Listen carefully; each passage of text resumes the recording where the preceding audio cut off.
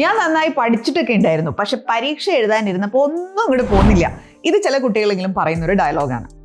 പഠിക്കുക എന്ന് പറയുമ്പോഴത്തേനും ഇവർ വിചാരിക്കുന്നത് എന്താണെന്നറിയോ? സ്കൂളിൽ പഠിപ്പിച്ചു, അന്ന് വൈകുന്നേരം അല്ലെങ്കിൽ പിറ്റേ ദിവസം അല്ലെങ്കിൽ ഒരാഴ്ച കഴിഞ്ഞിട്ട് ഞാൻ ആ പുസ്തകം തുറന്നങ്ങോട്ട് പഠിച്ചു.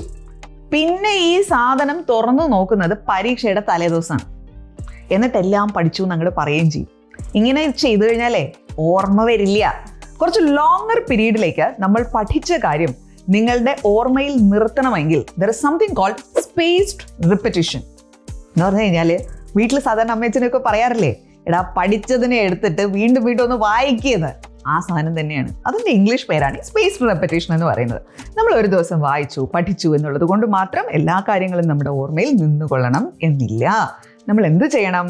പഠിച്ച സാധനത്തിനെ നമ്മളൊരു ഇൻ്റർവെൽ വെച്ച്, അതായത് ഇപ്പോൾ ഇന്ന് പഠിച്ചു, ഒരാഴ്ച കഴിഞ്ഞ് ഞാനത് ഒന്നുകൂടെ വായിക്കും. അത് കഴിഞ്ഞ് കഴിഞ്ഞാൽ ഒരു മാസം കഴിഞ്ഞ് ഞാൻ അതിനെ ഒന്നുകൂടെ റിപ്പീറ്റ് ചെയ്യും.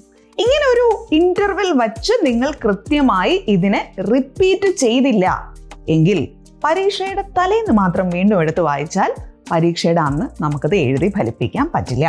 അപ്പോൾ എന്ത് ചെയ്യണം? വീണ്ടും വീണ്ടും വായിച്ചു പഠിക്കണം. Keep going. Happy learning.